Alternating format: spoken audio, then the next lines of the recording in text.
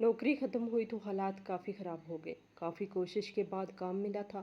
सारा दिन मजदूरी करके शाम को जब 1,000 रुपये मालिक ने मेरे हाथ पर रखे तो मेरी आंखों में आंसू आ गए।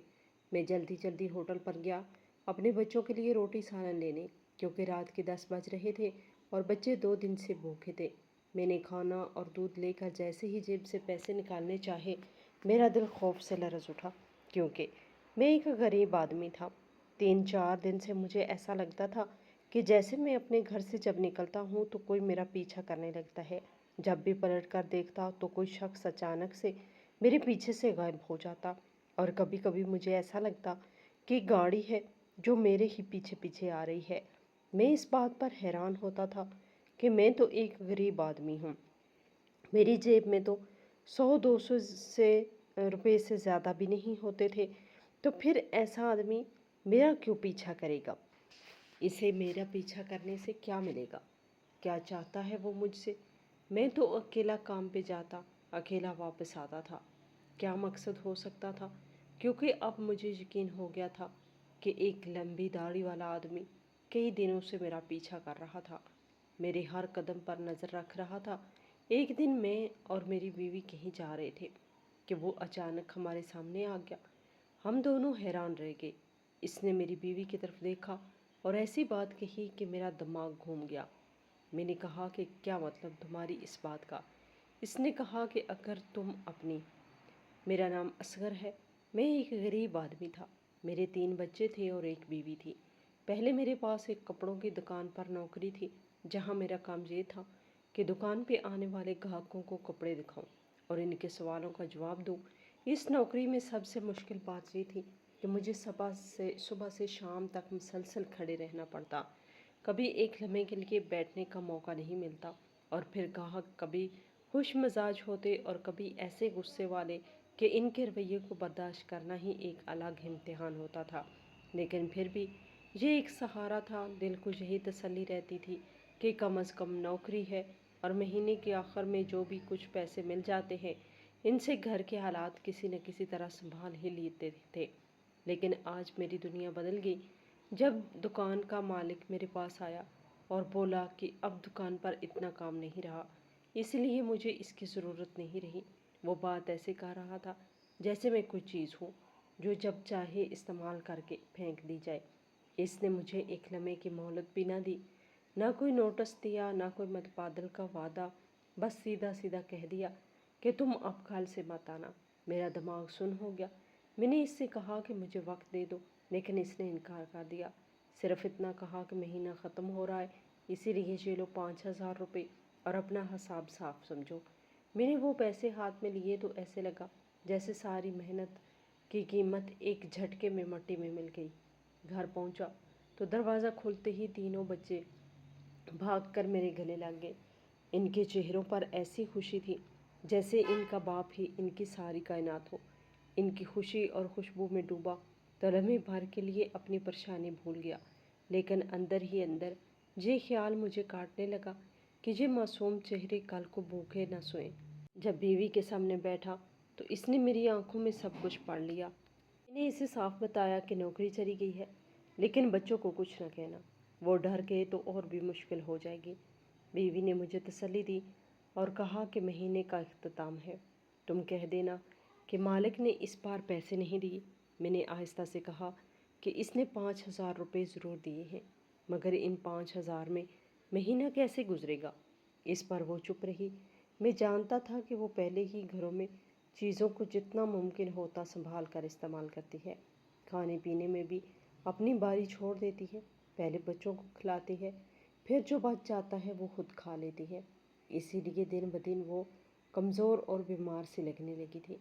मैं ये सब देखता था तो दिल अंदर से टूट जाता था, मगर एक बाप के पास और रास्ता ही क्या था?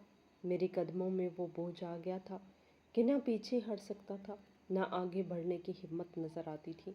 मजबूर था और सिर्फ इस सोच में डूबा रहता था कि अगली सुबह कहाँ जाऊँ, किस दर पे जाकर उम्मीद लगाऊँ, ताकि मेरे बच्चों की मासूम हंसी कायम रह सके और मेरी बीवी को मज़ीद भूख बर्दाश्त न करनी पड़े। ये वो रात थी जब मैंने पहली बार खुद को बिल्कुल तन्हा महसूस किया था। जैसे दुनिया के सारे दरवाजे मुझ पर बंद हो चुके हों। और अब मेरी ताकत सिर्फ ये थी कि हिम्मत न हारूं और किसी भी तरह से नए दिन का सामना करूं। इधर उधर मैंने बहुत कोशिश की, लेकिन मेरी ज़िंदगी का सबसे बड़ा मसला ये था कि मैं ज़्यादा पढ़ा लिखा नहीं था और ना ही मेरे पास कोई ऐसा हुनर था जो अनोखा हो और जिसकी बिना पर मुझे जल्दी कोई काम, बेहतर काम मिल जाए। मेरे पास बस एक जज्बा था कि मैंने हार नहीं माननी, लेकिन सिर्फ जज्बे से पेट नहीं भरता। रिश्तेदारों के दरवाजे पर भी गया, मगर वहाँ भी मायूसी मिली, क्योंकि मेरे ख़ानदान वाले पहले ही दिल से हमें कबूल नहीं करते थे। वो ये बात दोहराते रहते थे कि चूँकि मैं और मेरी बीवी ने अपनी पसंद से शादी की थी, इसीलिए हम पर मुसीबतें टूट रही हैं। वो कहते थे कि ये सब माँ बाप की बद्दुआओं का नतीजा है और अब ज़िल्लत हमारा मुकद्दर है। मैं इनकी बातें सुनता और दिल के अंदर एक जलती आग, लेकिन इनके आगे खामोश रहना पड़ता था, क्योंकि मुझे इनके सामने अपनी हालत का रोना रोना मज़ीद जलील कर देता। मेरे 3 बच्चे थे और इनकी हालत देखकर मेरा दिल फटता था। मेरा सबसे बड़ा बेटा 9 साल का था। वो मासूम सा मुझे हमेशा ये कहता कि अब्बू, आप थक जाते होंगे, मैं बड़ा होकर आपको आराम करने दूंगा। इसके बाद मेरी बेटी थी जो 7 साल की थी। वो अपनी माँ के साथ घर के छोटे मोटे कामों में हाथ बटाती, लेकिन जब कभी खाने को कुछ न होता तो वो अपनी माँ की तरह सब्र करती और अपने भाइयों को तसल्ली देती। सबसे छोटा बेटा अभी 3 साल का था। वो तो बस भूख लगने पर रोता और फिर माँ की गोद में जाकर सो जाता। ये तीनों मेरे लिए दुनिया का सबसे बड़ा सरमाया थे और इन्हीं के लिए मैं रोज़ उम्मीद का चिराग जलाता। काफ़ी दिन तक भाग दौड़ के बाद आखिरकार एक फैक्ट्री में नौकरी मिली।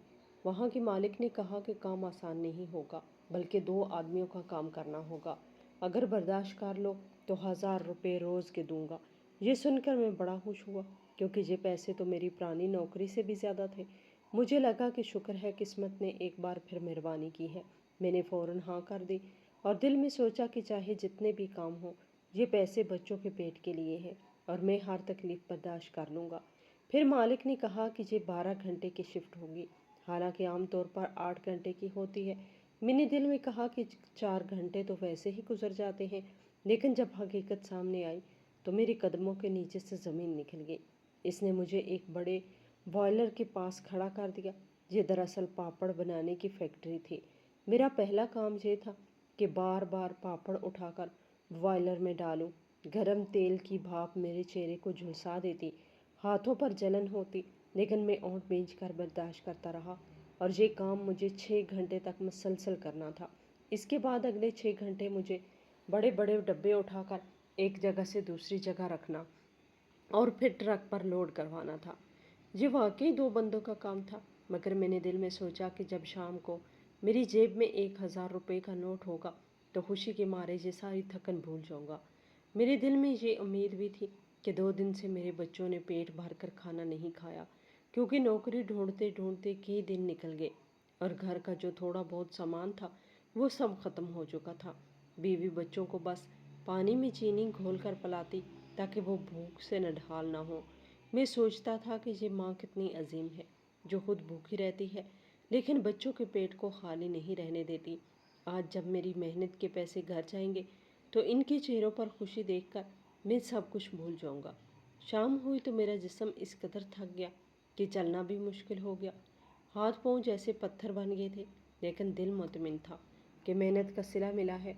जब मालिक ने आकर मेरे हाथ पर 1000 का नोट रखा तो मैंने इसको ऐसे देखा जैसे ये कागज़ का टुकड़ा नहीं, बल्कि मेरे बच्चों के लिए ज़िंदगी की ज़मानत है। मालिक ने फिर हंसते हुए कहा कि जितने लोग यहाँ आते हैं वो 2-4 दिन से ज़्यादा नहीं ठहरते, सब भाग जाते हैं। तुम भी तो नहीं भागोगे। मैंने थकावट भरी आवाज़ में कहा कि कोशिश करूँगा कि ना भागूं, क्योंकि मेरे पीछे मेरे बच्चों की भूख है और वो भूख मुझे भागने नहीं देगी। ये कहकर मैंने घर जाने का इरादा किया ताकि बच्चों को वो खुशखबरी दे सकूं जिसके लिए वो कई दिन से इंतज़ार कर रहे थे। मैं एक बड़ी सी दुकान पर चला गया। ये हमारे इलाके की वाहिद दुकान थी जहाँ से सब कुछ मिल जाता था, सालन, रोटी, दूध, दही, ब्रेड और सुबह के नाश्ते का सामान भी। मुझे लगा कि एक ही जगह से सब कुछ खरीद लूँगा तो बार बार भागने की ज़रूरत नहीं रहेगी और बच्चे भी खुश हो जाएंगे। क्योंकि कई दिन से घर में एक वक्त का खाना भी मुश्किल से मिल रहा था। मैंने दुकान वाले को कहा कि 7 रोटियां दे दे और साथ एक प्लेट सालन भी पैक कर दे। फिर मैंने छोटे बेटे के लिए आधा किलो दूध भी रखवाया, क्योंकि वो कई दिन से दूध के लिए रो रहा था, लेकिन हम कुछ नहीं दे पा रहे थे। इसके बाद मैंने सोचा कि सुबह नाश्ते का सामान भी ले लूं, ताकि कल के लिए परेशानी न हो। इस तरह मैंने ब्रेड भी रखवा ली और दही भी ले लिया। जब सब कुछ पैक हो गया तो मैंने दिल ही दिल में हिसाब लगाया, तो मुझे लगा कि कुल मिला के बिल 1,000 के करीब ही आएगा। शायद थोड़ा बच भी जाए, और अगर 100-150 बच गया तो वो अगले दिन के लिए काम आ सकता है। जब मैं सामान लेकर काउंटर पर पहुंचा तो दुकान वाले ने मशीन में सब कुछ डाला और बोला कि बिल 890 रुपये बनता है। मैंने शुक्र अदा किया कि मेरा अंदाज़ा ठीक निकला और अभी भी 100 रुपये बच रहे हैं। दिल में सुकून आया कि ये पैसे किसी और छोटी चीज़ के लिए काम आ जाएंगे। लेकिन जैसे ही मैंने जेब में हाथ डाला जहाँ मैंने 1,000 रुपये का नोट रखा था, मेरा दिल धड़कने लगा और चेहरे का रंग उड़ गया, क्योंकि नोट वहाँ मौजूद नहीं था। मेरे पीछे एक आदमी लाइन में लगा था। वो बोला, भाई जल्दी करो, क्या सोच रहे हो, पैसे निकालो। मैंने घबरा कर दूसरी जेब में हाथ डाला, लेकिन वहाँ भी कुछ नहीं था। मेरी तो समझ में नहीं आ रहा था कि ये क्या हो गया। मेरी जेब में अभी तो कुछ देर पहले ही 1,000 का नोट था। मैंने झुककर ज़मीन पर भी देखा कि शायद चलते चलते गिर गया हो, मगर वहाँ कुछ नहीं था। दुकान वाले और पीछे खड़े लोग मुझे देखकर कहने लगे, अगर पैसे नहीं थे तो इतना सारा सामान क्यों निकलवाया और पैक क्यों कराया। मैंने बड़ी बेबसी से कहा कि मेरे पास पैसे थे, लेकिन लगता है कहीं गिर गए हैं या शायद किसी ने मेरी जेब काट ली है। मुझे ज़रा बाहर जाकर देखने दे। आप ये सामान अभी यहीं रखें, मैं पैसे ढूंढ कर वापस आता हूँ। दुकान वाले ने एक सर्द सा कहका लगाया और बोला कि पता नहीं ये सामान लेने आएगा भी या नहीं। फिर इसने सामान एक तरफ रख दिया और मैं खाली हाथ बाहर निकल आया। मेरे कदम खुद ब खुद वहाँ की तरफ चलने लगे जहाँ से मैं आया था। मैं रास्ते की हर जगह नज़रें दौड़ाता रहा, शायद नोट कहीं गिर गया हो। लेकिन रात का वक्त था, अंधेरा फैल चुका था, और अगर वाकई नोट गिरा भी होता तो कोई वापस न करता। 1,000 का नोट यूं ही सड़क पर पड़ा रहे, ये सोचना भी बेवकूफ़ी थी। मेरा दिल तेज़ी से धड़क रहा था और दिमाग सुन्न हो रहा था। ये पूरे दिन की मेहनत थी, वो मेहनत जिसकी वजह से मैंने 12 घंटे जान तोड़ काम किया था और सोचा था कि शाम को बच्चे खाना खा सकेंगे। मगर अब सब कुछ ख़त्म हो गया था। मेरे कानों में अपने बच्चों की आवाज़ें गूंजने लगीं। जब मैं निकलते वक्त इनको कह के आया था कि फ़िक्र ना करो, अब्बू कुछ ना कुछ लेके ज़रूर वापस आएंगे। वो खुश होकर मेरा इंतज़ार कर रहे होंगे, लेकिन मेरे पास तो अभी कुछ भी नहीं था, न खाने का सामान, न 1 रुपया। मेरी आंखों के सामने अंधेरा छा गया और दिल पर एक ऐसा बोझ आ गया जिसको बयान करना मुमकिन नहीं। मैं खुद को इस वक्त दुनिया का सबसे बेबस और लाचार इंसान महसूस कर रहा था, क्योंकि एक बाप की सबसे बड़ी ज़िल्लत यही होती है कि वो अपने बच्चों की भूख के सामने खाली हाथ खड़ा हो। मैं जब वापस घर आया तो मेरी बीवी दरवाजे पे ही खड़ी मिली। वो बड़ी परेशान नज़र आ रही थी। इसने फ़ौरन कहा कि आपने इतनी देर लगा दी, लगता है आपको कहीं काम मिल गया है, नहीं तो आप जल्दी आ जाते हैं। फिर इसने जल्दी जल्दी बताया कि छोटा बहुत ज़्यादा रो रहा है, बाकी दोनों को तो फिर भी सब्र शुक्र करके बैठा दिया है, लेकिन छोटे को कैसे संभालूं, वो तो पानी में भी नहीं पी रहा और चीनी वाला पानी भी ख़त्म हो गया। इसकी आवाज़ में घबराहट भी थी और दुख भी। बेचारी एक ही सांस में बोले जा रही थी। वो खुद भी परेशान थी, लेकिन जब इसने मेरे चेहरे को गौर से देखा तो कुछ समझ गई। मैं एक तरफ आकर चुपचाप बैठ गया और फिर ज़ब्त न कर सका। मेरी आंखों से आंसू निकल पड़े। कहते हैं औरत के आंसू तो ज़रा सी बात पे निकल आते हैं, छोटी सी खुशी या छोटी सी तकलीफ़ पर भी वो बह जाते हैं। लेकिन जब एक मर्द रोता है तो 10 गुना बड़ी वजह से रोता है। मेरे रोने की वजह भी छोटी नहीं थी। बीवी ने ये मंजर देखा तो वो भी रोने लगी। इसने मेरा कंधा थपथपाया और आस्था से पूछा कि क्या हुआ। मैंने लर्जती आवाज़ में सारी बात बता दी कि किस तरह मेरे दिन भर की मजदूरी जेब कतरे के हाथ चली गई और अब फिर कल 12 घंटे की मजदूरी करनी होगी, तब जाकर 1,000 रुपया मिलेगा। लेकिन आज और कल का वक्त कैसे कटेगा, बच्चों को क्या खिलाएंगे, वो तो पहले ही भूख से बिलख रहे हैं। मेरी बीवी ने एक लम्हा सोचा, फिर मेरे कंधे पे हाथ रख कर कहा कि अल्लाह है ना, वो हमारे साथ है, सब ठीक हो जाएगा, बस 24 घंटे की बात है, कुछ ना कुछ कर लेंगे। इसकी ये बात सुनकर मेरे दिल को कुछ सुकून मिला, लेकिन अंदर की आग बुझी नहीं थी, क्योंकि मैं अपने बच्चों को भूख से तड़पते हुए देख रहा था। वो बेकसूर थे, ان کا کوئی قصور نہیں تھا، لیکن پھر بھی وہ بلک بلک کر رو رہے تھے۔ ان کے رونے سے دل پر چھریاں چلتی تھیں۔ رات کو جب بچے زیادہ رو رہے تھے تو غصے اور بے بسی کے ملے جلے جذبات میں آ کر میں نے ان پر ڈانٹ ڈپٹ کر دی تاکہ وہ چپ کر کے سو جائے۔ وہ بیچارے چپ ہو گئے اور ڈانٹ کھا کر سو گئے، لیکن جب وہ سو گئے تو مجھے اپنے آپ پر اور بھی زیادہ غصہ آنے لگا۔ میں سوچتا رہا، ایک تو میں ان کا پیٹ نہیں بھر سکتا اور اوپر سے انہی کو ڈانٹ دیا، یہ تو ان کے ساتھ بہت ظلم ہو گیا۔ میں نے خود کو کوسا اور دل ہی دل میں فیصلہ کیا کہ کچھ بھی کرنا پڑے بچوں کو بھوکا نہیں رہنے دوں گا۔ اسی وقت میں اٹھا اور اپنی چرپائی کباڑ والے کو بیچ دی۔ بیوی نے پریشانی سے پوچھا کہ آپ کہاں سوئیں گے؟ تو میں نے کہا کہ میں زمین پر سو جاؤں گا، تم فکر نہ کرو، بچوں کا پیٹ بھرنا سب سے ضروری ہے۔ کباڑ والے نے چرپائی کی قیمت پوچھی اور 3,000 روپے کی چرپائی کے صرف 500 روپے دیے۔ مجھے اس پر بھی غصہ آیا کہ اس نے میری مجبوری کا فائدہ اٹھایا، لیکن میں خاموش رہا کیونکہ پیسے کی ضرورت زیادہ بڑی تھی۔ میں نے وہ 500 روپے لیے اور سیدھا دکان پہ جا کر بچوں کے لیے کھانے پینے کی چیزیں خرید کر لایا۔ گھر آ کر ان کو دیا۔ بیوی نے جلدی جلدی کھانا تیار کیا اور صبح جب بچے اٹھے تو ان کے چہروں پر پہلی بار خوشی کی ایک ہلکی سی لہر نظر آئی۔ میں نے ان کو کھانا کھلایا اور دل میں عہد کیا کہ اب سے جو بھی پیسے ملیں گے ان کو سنبھال کر رکھوں گا اور بچوں کو خالی پیٹ سونے نہیں دوں گا۔ پھر میں ایک بار پھر مزدوری کے لیے نکل گیا اور سوچتا رہا کہ میرا ہر قدم صرف ان معصوم بچوں کے لیے ہے۔ مجھے ایک دن ایک بندے نے کہا کہ یہ جو کام تم کر رہے ہو، خاص طور پر بوائلر پر پاپڑ ڈالنے والا، اس کے ہی الگ پیسے ہوتے ہیں۔ اس کام کے لوگ 40-50 ہزار مہینے کے لیتے ہیں اور باقی کام الگ سے چارج ہوتا ہے، اور یہ جو مالک ہے وہ تم سے دن رات 2 آدمیوں کا کام کروا رہا ہے اور بدلے میں تمہیں صرف 30,000 دے رہا ہے۔ میں نے جب یہ بات سنی تو میرے دل کو بڑا برا لگا، لیکن فوراً سوچا کہ اگر میں نے اس سے بات کی اور اس نے مجھے نوکری سے ہی نکال دیا تو پھر کیا ہوگا؟ بڑی مشکل سے تو گزارا ہو رہا تھا، بچوں کو بھوک سے بچانے کے لیے یہی سہارا تھا۔ اسی لیے میں نے کچھ نہ کہا اور اپنے دل کو تسلی دی کہ بس چپ چاپ کام کرتے رہو۔ مگر کام کرتے کرتے میری حالت دن بدن خراب ہونے لگی، جسمانی طور پر بھی اور ذہنی طور پر بھی۔ میں بہت زیادہ پریشان رہنے لگا۔ 12 گھنٹے محنت کے بعد بھی سکون نہیں تھا۔ لیکن ایک اور عجیب سی بات ہونے لگی۔ 2 دن گزرے تو مجھے یوں محسوس ہونے لگا جیسے کوئی میرا پیچھا کر رہا ہے۔ جب میں فیکٹری سے نکلتا تو پیچھے کسی کی قدموں کی چاپ سنائی دیتی۔ کبھی مجھے لگتا کہ کوئی میری طرف مسلسل دیکھ رہا ہے، اور جب میں اچانک مڑ کر دیکھتا تو آس پاس کوئی نہ ہوتا۔ یہ کیفیت دن میں بھی ہوتی اور رات میں بھی۔ مجھے سمجھ نہیں آ رہا تھا کہ آخر کوئی میرا پیچھا کیوں کرے گا؟ میرے پاس ہے ہی کیا؟ ایک غریب مزدور ہوں، نہ مال نہ دولت نہ کوئی بڑا رتبہ، پھر بھی میرا پیچھا کرے؟ یہ بات مجھے بہت حیران کر رہی تھی۔ پھر ایک دن جب میں نے اچانک پیچھے پلٹ کر دیکھا تو واقعی ایک شخص نظر آیا۔ وہ اپنی گاڑی میں بیٹھا ہوا تھا۔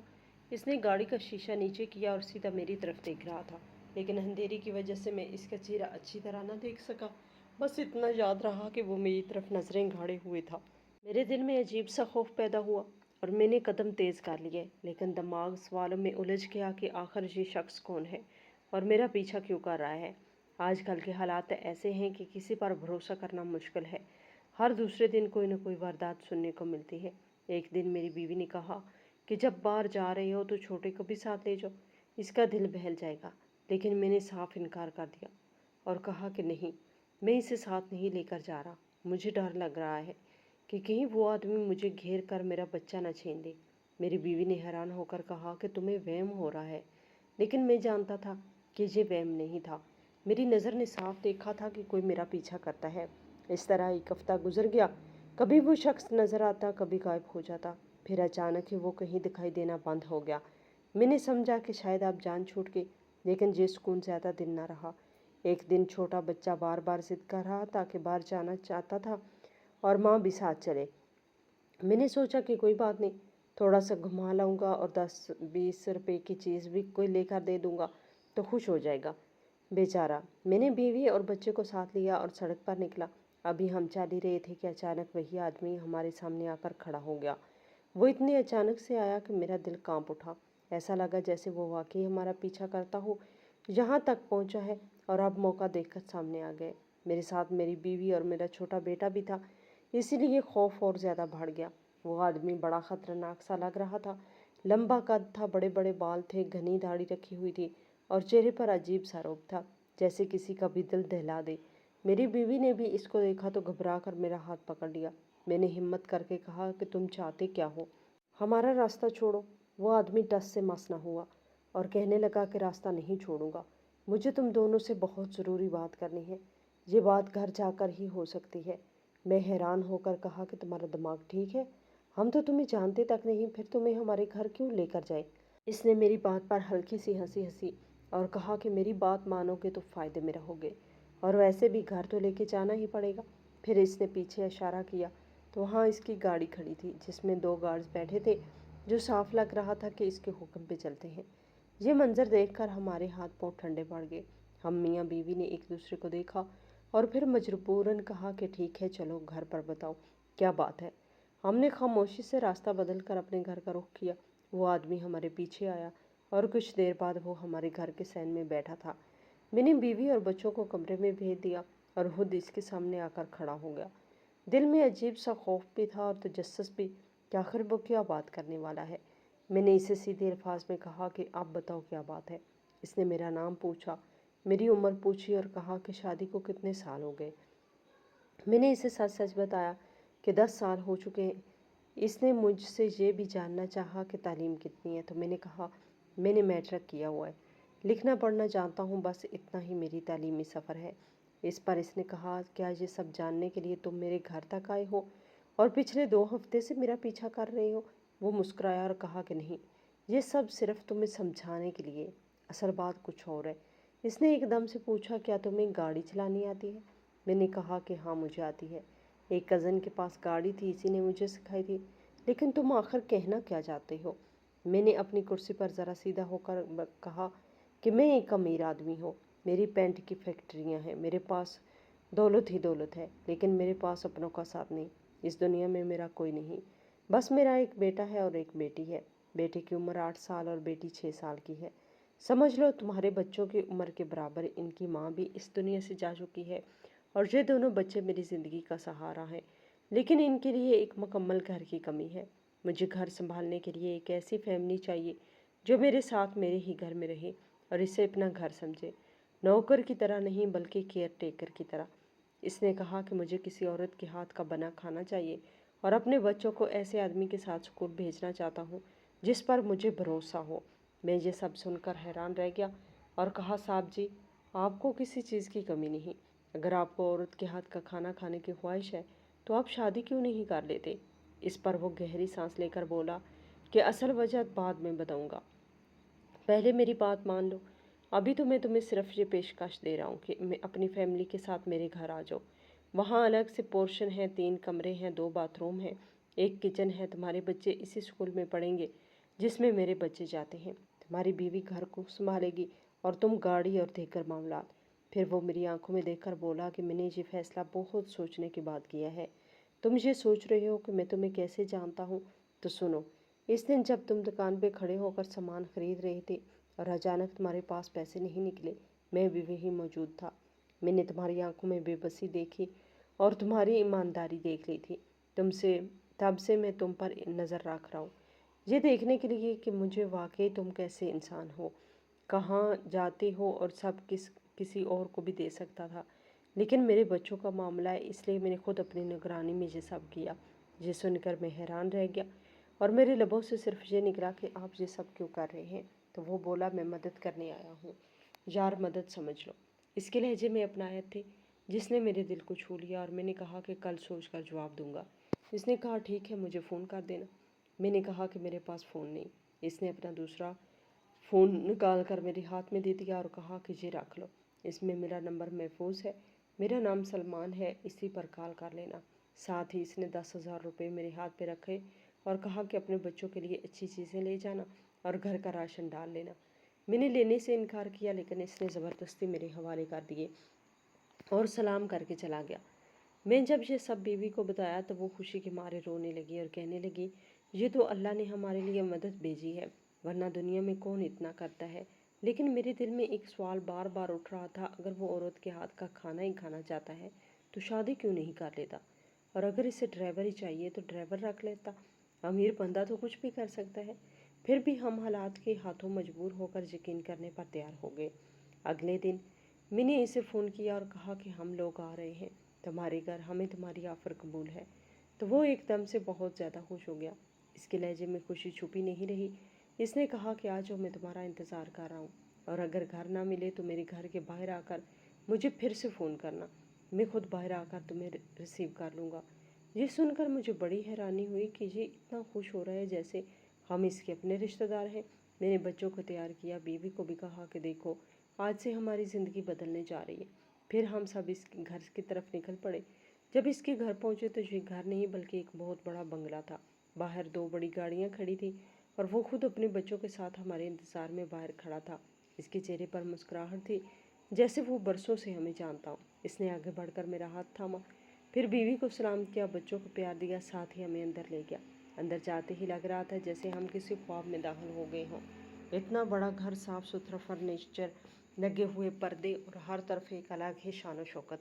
اس نے ہمیں اندر لا کر کھانا کھانے کے لیے بٹھایا اور بتایا کہ کھانا پہلے ہی تیار کروا لیا گیا تاکہ ہمیں انتظار نہ کرنا پڑے۔ ہم سب نے کھانا کھایا۔ بچے کھانے کے بعد اس کے بچوں کے ساتھ باہر لان میں کھیلنے لگے۔ میری بیوی بھی اس کے سامنے بیٹھی تو اس نے بڑے ادب سے اس کے سر پر ہاتھ رکھا اور کہا کہ آپ میرے لیے بہن جیسی ہیں۔ یہ سن کر میری بیوی کی آنکھوں میں آنسو آ گئے کہ آج تک کسی نے ہمیں اس نظر سے نہیں دیکھا۔ اس نے پھر ہمیں کمرے دکھائے، 3 بڑے کمرے، 2 باتھ روم اور 7 کچن، سب کچھ الگ الگ اور بہترین۔ جب اس نے کہا کہ جو بھی سامان ہے میرا نوکر جا کر لے آئے گا تو ہم حیران رہ گئے، کیونکہ ہمیں لگا تھا کہ شاید ہم یہاں نوکر کی طرح رہیں گے۔ لیکن اس نے فوراً کہا کہ آپ نے خود کو نوکر نہیں کہنا، آپ لوگ کیئر ٹیکر ہیں۔ اس طرح ہماری زندگی بدل گئی۔ ہم اسی کے گھر میں رہنے لگے۔ ہماری بیوی اب کچن سنبھالتی، کھانا بناتی اور وہی کھانا سب مل کر کھاتے۔ بچے بھی اسکول داخل ہو گئے۔ میرے بچوں کے لیے وقت نکل چکا تھا، لیکن اس نے کہا کہ پڑھنے کی کوئی عمر ہوتی ہے، اسکول والوں کی مجال ہے جو کچھ بولے، میرے بچے بھی پڑھیں گے اور تمہارے بھی۔ ساتھ ہی اسکول میں لے کے گئے۔ میرے بچے بھی انہیں کے ساتھ جاتے، میں خود انہیں اسکول چھوڑ کے آتا اور پھر لے کے واپس آتا۔ اب میرا اور اس آدمی کا ساتھ ہنسی مذاق تک پہنچ گیا۔ کچھ ہی دنوں میں ایسا لگنے لگا جیسے ہم دونوں ایک دوسرے کے بھائی ہیں۔ لیکن میں نے ایک بات محسوس کی کہ وہ آدمی کچھ بیمار رہنے لگا تھا، بار بار کھانسی کرتا، کبھی اتنی زور سے کھانستا کہ اس کا سانس بند ہو جاتا۔ میں اور میری بیوی اکثر اس کے لیے فکر مند ہو جاتے اور وہ کہتا کہ کچھ نہیں، معمولی بیماری ہے، لیکن ہم جانتے تھے کہ معاملہ اتنا معمولی نہیں۔ یوں ہمیں اس گھر میں رہتے ہوئے پورا 1 سال گزر گیا اور ہم ایک دوسرے کے ساتھ بالکل گل مل گئے۔ لیکن وہ سوال ابھی تک میرے دل میں تھا، آخر اس نے انجانے لوگوں کو اپنا بنا کر ان پر اتنا بھروسہ کر لیا۔ تھوڑا مجھے اس بارے میں پتہ چلا کہ اس نے کہا کہ بھائیوں کے ساتھ میرا جائیداد کا بہت بڑا مسئلہ تھا۔ یوں سمجھو کہ دشمنی تھی، نام پتہ سب کچھ بدل کے رہ رہے ہیں، لیکن وہ دشمنی میں نے جڑوں سے اکھاڑ کے پھینک دیا ہے۔ میرے بچوں نے آگے نہیں آئے گی، میرے بچوں کا کچھ نہیں بگڑے گا۔ یہ دنیا اتنی بری ہے، اس دنیا میں اتنی برائیاں ہیں کہ جب کوئی کسی کے ساتھ اچھا بھی کرتا ہے تو انسان سوچتا ہے کہ یہ میرے ساتھ اچھا کیوں کر رہا ہے، اس کے پیچھے کیا وجہ ہے۔ میری بیوی مجھے کہتی کہ اب اس بارے میں سوچنا چھوڑ دو، دیکھو سال سے زیادہ ہونے والا ہے، کیا برا کیا اس آدمی نے ہمارے لیے۔ ہمارے بچوں کو تو تعلیم مل رہی ہے جو ہم نے کبھی سوچی بھی نہیں تھی۔ ہم تو سوچتے تھے بس 2 وقت کی روٹی پوری ہو جائے تو کافی ہے، لیکن اس نے تو ہمارے بچوں کو اسکول میں داخل کروایا، کتنا پیار کرتا ہے اور سب سے مجھے اپنی بہن کہتا ہے، آپ کو اپنا بھائی کہتا ہے۔ اللہ نے مدد بھیجی ہمارے لیے، ہم کتنا ذلیل ہو رہے تھے، کتنی مشکل میں تھے، اب اس سے زیادہ اور کیا ہو سکتا ہے۔ میں نے بھی سوچنا چھوڑ دیا۔ میں نے کہا کہ واقعی کبھی کبھی ایسا بھی ہوتا ہے کہ کچھ لوگ اچھے ہوتے ہیں اور جو لوگ برے ہوتے ہیں ان کی برائی کی بھی کبھی کبھی کوئی وجہ نہیں ملتی۔ یہ بات بھی شاید ایسی ہی تھی۔ جب میں نے اس سوال کی تلاش چھوڑ دی کہ یہ آدمی ہم پر اتنا مہربان کیوں ہے، تو تب کہیں جا کر مجھے جواب مل گیا۔ لیکن وہ دن میری زندگی کا سب سے برا دن تھا، کیونکہ میں اپنے ایک ایسے بھائی جیسے دوست کو کھونے والا تھا جس نے میری عزت بھی لٹائی، میرے بچوں کو تعلیم بھی دلوائی اور ایک نئی زندگی بھی دی۔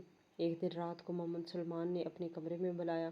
وہ بستر پر لیٹا ہوا تھا اور اس کے چہرے پر وہی شفیق مسکراہٹ تھی، لیکن سانس پھول رہی تھی اور جسم کانپ رہا تھا۔ میں نے گھبرا کر کہا کہ بھائی ہمیں ہسپتال جانا چاہیے، ڈاکٹر کے پاس جانا چاہیے، کچھ نہ ہو جائے۔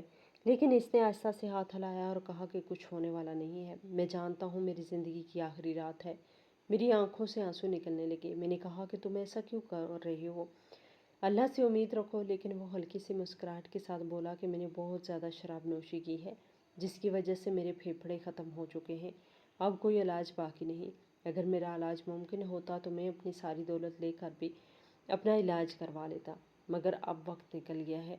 फिर इसने मुझे अपनी तरफ बुलाया और कहा कि सुनो, मेरे पास कोई अपना नहीं रहा। बीवी कई साल पहले इस दुनिया से चली गई, और मरते हुए आदमी के साथ फिर कौन शादी करता। इसी तन्हाई के साथ मैंने ज़िंदगी गुजारी। और तुमसे सच कहूँ तो जब मैंने तुम्हें देखा, तुम्हारे बच्चों को देखा, तुम्हारी बीवी को देखा, तो मुझे लगा कि जो लोग मेरे अपने हैं, इसीलिए मैं तुम्हें अपने करीब किया और तुम्हें अपने घर बुलाया। फिर इसने मेरा हाथ पकड़ा और कहा कि अब मैं तुम्हारे हवाले सब कुछ करके जा रहा हूँ। मेरे बच्चों को अपनी औलाद समझना यार। आज के बाद ये सोचना कि तुम्हारे 3 नहीं बल्कि 5 बच्चे हैं। ये घर, ये गाड़ियाँ, ये फैक्ट्रियाँ सब इन्हीं का है और तुम्हारे पास रहेगा। मुझे यकीन है कि तुम मेरी उम्मीदों पर पूरा उतरोगे, क्योंकि मैं तुम्हारी आंखों में कभी झूठ नहीं देखा और तुम्हारी बातों में कभी लालच नहीं पाया। तुम्हारा दिल साफ है, इसीलिए तुम्हें ये सब कुछ देकर जा रहा हूँ। मैं ये सुनकर फूट फूट कर रोने लगा। मेरी बीवी भी आ गई और बच्चे भी कमरे में आ गए। मोहम्मद सलमान ने अपने बच्चों को बुलाया और इनके सर पे हाथ रख कर कहा, बेटा, आज के बाद ये दोनों तुम्हारे वालिदैन हैं। ये तुम्हें माँ बाप की तरह रखेंगे। इनकी हर बात मानना, ये तुम्हें तनहा नहीं छोड़ेंगे। इसकी आवाज़ भर आ गई और बच्चे भी रोने लगे। वो दोनों बच्चे कितने बदकिस्मत थे, एक माँ पहले ही जुदा हो गई और अब बाप भी इनकी आंखों के सामने इस दुनिया से जा रहा था। हम सब इन्हें गले से लगाया और तसल्ली दी, लेकिन दिल की हालत ऐसी थी जैसे ज़मीन टूट गई हो। कुछ देर बाद वो खामोश हो गए, इनकी आंखें बंद हो गई और वो हमेशा के लिए हमें छोड़कर चले गए। मैं ज़मीन पर बैठ गया। मेरा दिल चीख रहा था कि नहीं, ये सच नहीं हो सकता, लेकिन हकीकत यही थी। वो इस दुनिया से रुखसत हो गए थे। अगले दिन हम इनको मिट्टी के हवाले कर दिया।